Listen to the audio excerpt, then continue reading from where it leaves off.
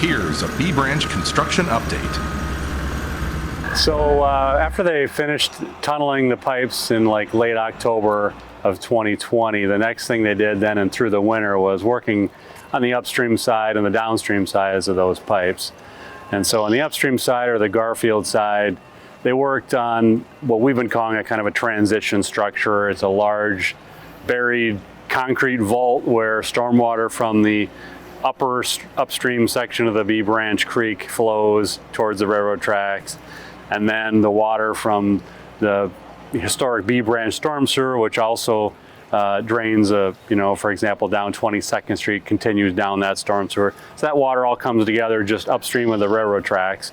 And we put them in this transition structure so they can then flow into these new pipes that we put in the ground. So over the winter, they were able to form the floor and the walls of that structure, and of course they got to stage that, and that takes time. On the downstream side behind me, same kind of situation. This is kind of where the water will flow out of the pipes and into the lower or downstream section of the B Branch Creek. And so just where the pipes come through the wall, creating the head wall, so you can see the concrete kind of framing the pipes. That's kind of what they've been doing over the winter, pouring a lot of concrete for the upstream and downstream of these pipes. So the two large gray gate structures that you see behind me here, we've been calling them the level control structure. They really serve two primary purposes. In a nutshell, they will help control the level of water in the upstream section of the B Branch Creek.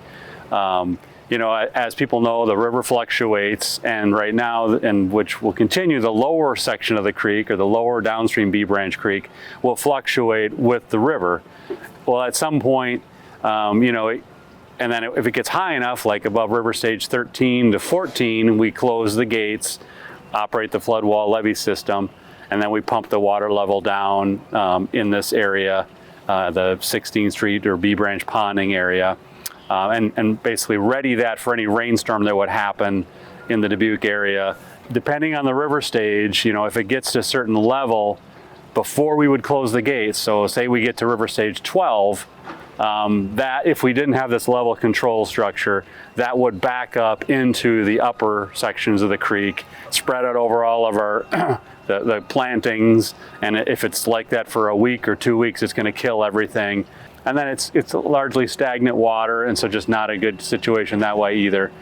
So that's one of the reasons why, to kind of make sure we don't flood out things for a long period of time in the summer. It could be a day like today where it's warm, but the river is up, and that area could be flooded and non-usable by the public. The second reason for the gates is, again, related to controlling the level, that provides more storage area. So by having that gate and preventing the backwater of the river flooding it, then if a rainstorm does come, we have more storage area for stormwater and then conveyance through the area. When a rainstorm happens, there will be sensors, one on the upstream side and one on the downstream side. And when they equalize, those gates will come down, and it'll be like they're not even there, and water or stormwater will be able to flow from the upper to the lower section. And then again, if the downstream section becomes higher, then the gates would come back up and prevent that water from backing up. The pumps that are in place, and there's a small building on the one side, that's where the pump house is, or it is a pump house, where the pumps will then maintain that level of water in the upstream section, because there's always groundwater, in any creek, especially in an urban creek, kind of moving through the through town in discharging into the creek. And so those pumps will be able to handle that and keep that level down, basically pump over this little flood wall system. But a lot of times during the year, if the river's at river stage 8 or 9 or something, those gates will just be down, and there'll be free passage, from the upstream section to the lower section. The two other things that are going to be really distinguish the look of the gate is, on either side there's going to be a large control arm, almost going to look like a telescope or a piston thing, and that's what's actually going to be the hydraulic mechanism that'll raise and lower the gate. So there'll be one on either side, so they still have to get that in place and install those. So that's a significant part of this downstream section. And then they're still working on the upstream section the retaining wall that would we've shown the bike path that's going to come down and go into the pre-existing box culverts. So they're working on that retaining wall, and then once they get that in place and once they get this functional, and then we can start sending water through the pipes. We also are moving forward on an additional contract to build a hike bike trail. We were able to get a Land and Water Conservation Fund grant to do the hike bike trail to help offset those costs. And so that contract is actually out for bid right now here in June of 2021. We hope to award a contract in July, construction in August, September, hopefully end of October, have everything done here and open to the public. So part of that project is to go through and kind of rehab those concrete structures to give them the smooth interior, make it into what people would expect for a hike bike tunnel. So also adding lighting and cameras and